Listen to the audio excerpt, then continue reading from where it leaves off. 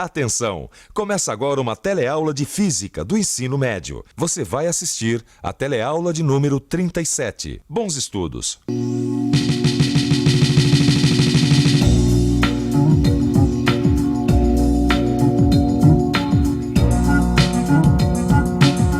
Aqui no seu telecurso de Física, você já aprendeu a conceituar força e a identificar suas diversas formas de manifestação na natureza. Você já viu o que é força gravitacional e agora está vendo neste novo módulo o que é força elétrica. Mas será que existe alguma relação entre força gravitacional e força elétrica? E se existe, como será essa relação? Bom, se você não sabe a resposta, não tem problema, porque você está no lugar certo. Porque na teleaula de hoje você vai continuar a aprender sobre cargas elétricas e vai conhecer a primeira abordagem da força elétrica, a lei de Coulomb. Vai conhecer também o caráter vetorial da força elétrica e como comparar o valor da força elétrica com o da força gravitacional. E agora muita atenção, porque a nossa teleaula está apenas começando.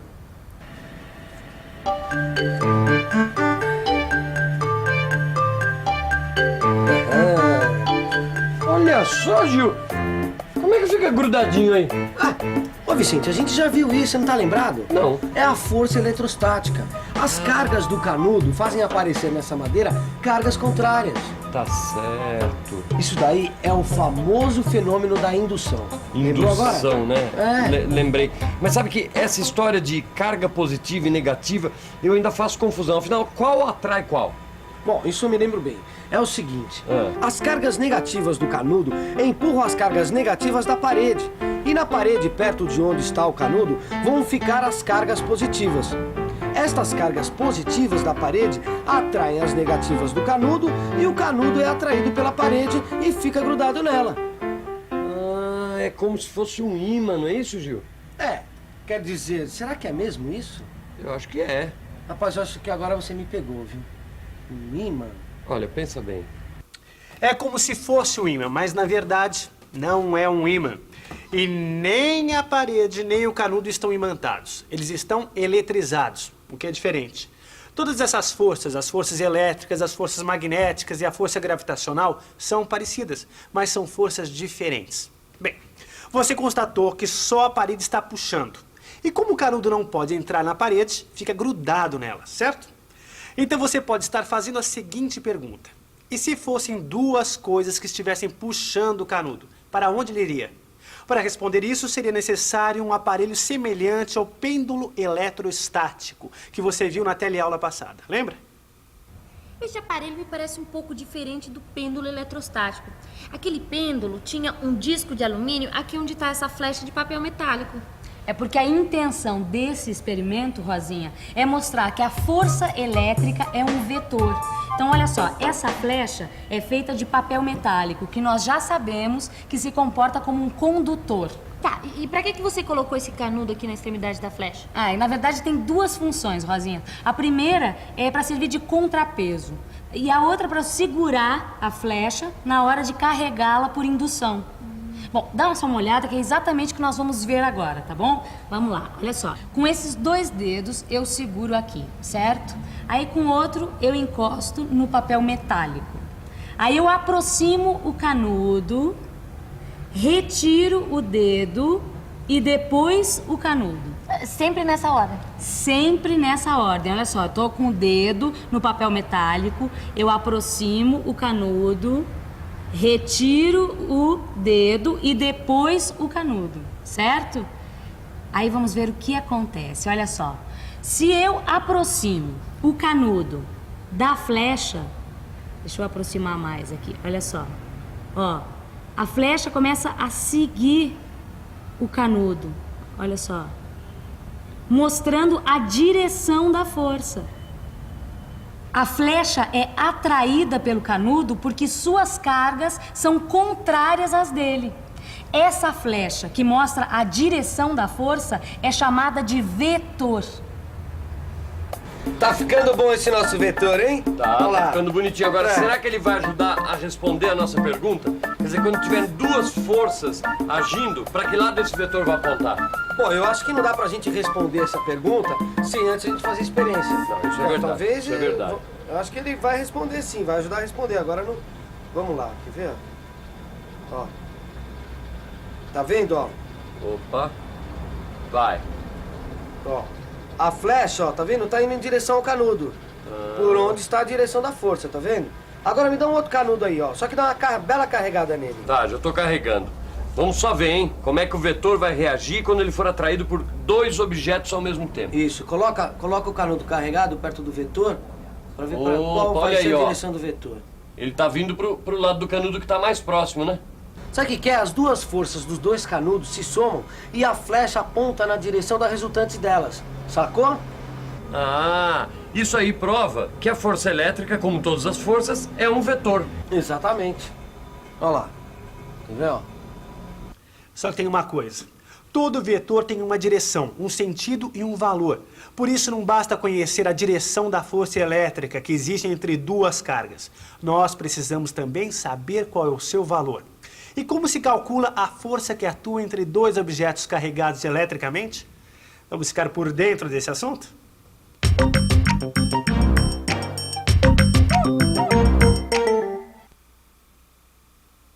Quem descobriu como calcular a força que atua entre dois objetos carregados eletricamente foi Charles A. Coulomb, em 1784-1785.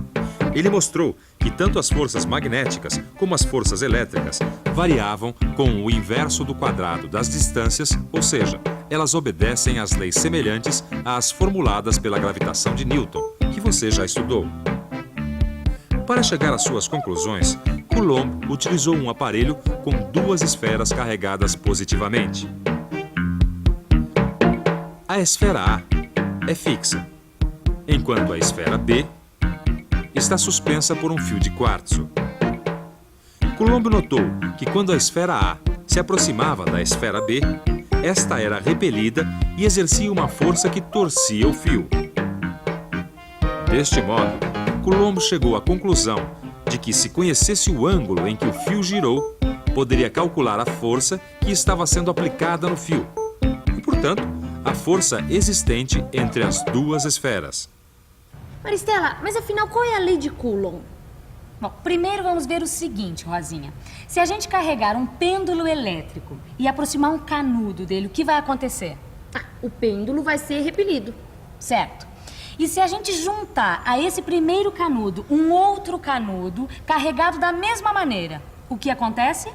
O pêndulo vai ser repelido com mais intensidade ainda. E isso acontece porque a força elétrica que existe entre dois corpos carregados eletricamente vai depender diretamente da quantidade de cargas de cada um deles. Quer dizer, quanto mais carga, maior será a força. Mas vamos ver ainda do que depende a força. Se a gente aproximar um canudo carregado de um pêndulo que também está carregado, vamos ver que quanto menor for a distância entre o pêndulo e o canudo, maior vai ser a força. Ou seja, a força depende inversamente do quadrado da distância. A força depende inversamente do quadrado da distância. Bom, o que isso quer dizer? Quer dizer que se a gente dividir a distância por 2, a força vai aumentar 4 vezes. Se a distância for dividida por 3, a força vai aumentar 9 vezes. Se a divisão for feita por 4, a força aumenta 16 vezes, e assim por diante. É por isso que se pode dizer que a força elétrica que existe entre dois corpos carregados eletricamente depende inversamente do quadrado da distância que separa esses dois corpos. Mas como você faz para medir a quantidade de cargas existentes num corpo? Bem, a unidade de quantidade de cargas é o Coulomb.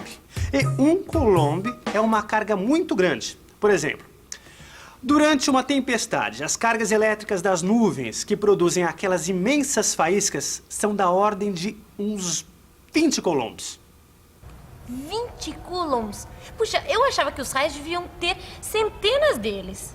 E para representar matematicamente a lei de Coulomb, será que é difícil? Bom, vamos supor que a gente tenha duas cargas elétricas. E vamos chamar essas cargas de Q1 e Q2. E vamos imaginar que essas duas cargas elétricas estão separadas por uma distância d. E a gente já viu que a força eletrostática ou elétrica depende do valor de Q1, do valor de Q2 e do inverso do quadrado da distância entre elas. Podemos escrever que o valor da força elétrica F é proporcional a essas grandezas, deste modo. Assim, nós estamos dizendo que existe proporcionalidade entre F e as outras grandezas. Esta relação pode ser lida também da seguinte maneira. A força elétrica ou eletrostática é proporcional aos valores das cargas e inversamente proporcional à distância entre elas.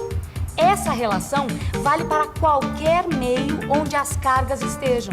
Se essas cargas estivessem no vácuo, existiria uma constante de proporcionalidade entre F e os outros valores, que poderia ser escrita assim: K é igual a 9 vezes 10 elevado a 9 Newton metro quadrado por Coulomb quadrado. E agora estamos em condições de escrever a relação que nos permite calcular a força elétrica entre duas cargas quando elas estiverem no vácuo. Deste modo, F é igual a 9 vezes 10 elevado a 9 Q1 vezes Q2 sobre D ao quadrado. Este valor é aproximadamente o mesmo se as cargas estiverem no ar. Ah, rapaz, quando então a gente quiser calcular a força que existe entre duas cargas, é só aplicar a lei de Coulomb. Não é isso? E você notou uma coisa? Essa lei de Coulomb, ela é muito parecida, muito semelhante à lei da gravitação universal de Newton. É mesmo, rapaz? Eu não tô muito bem lembrado disso não, viu? Não é? Não. Mas você com certeza tá lembrado, ou não é? A força gravitacional Fg entre duas massas M maiúscula e M minúscula é dada por esta relação. Lembrando que o G, a constante da gravitação, tem esse valor aqui, olha. 6,67 vezes 10 a menos 11 Newton vezes metro ao quadrado dividido por quilograma ao quadrado. E repare que as unidades de G são parecidas com as de K, a constante de proporcionalidade da lei de Coulomb. Ah, então eu acho que eu posso dizer que a matéria atrai a matéria na razão direta das cargas e na razão inversa do quadrado da distância. Exatamente, É isso? Então, é isso mesmo. Então, será que eu posso dizer que a força elétrica é muito maior?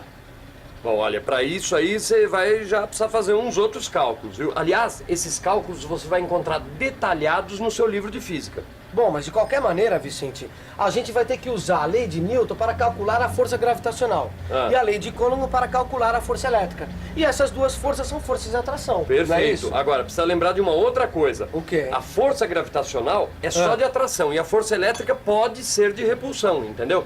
Mas vamos calcular essas duas forças, quer ver? Vamos. Seguinte, vamos chamar de Fg a força gravitacional.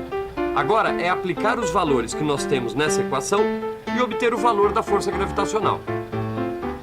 Agora, vamos chamar de Fe a força elétrica e obter o seu valor utilizando o mesmo procedimento.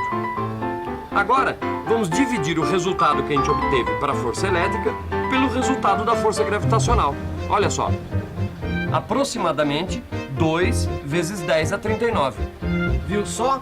Conseguimos saber matematicamente quantas vezes a força elétrica é maior que a força gravitacional. Mas repare que é um valor aproximado.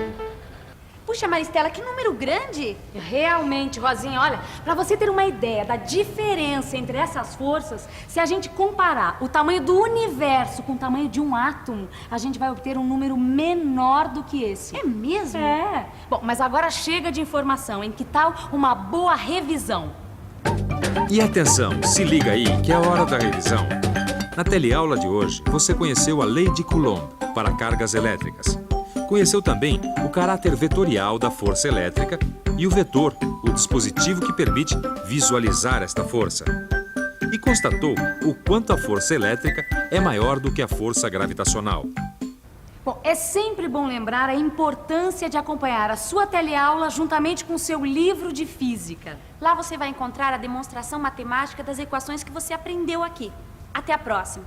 Até a próxima. Tchau. Tchau.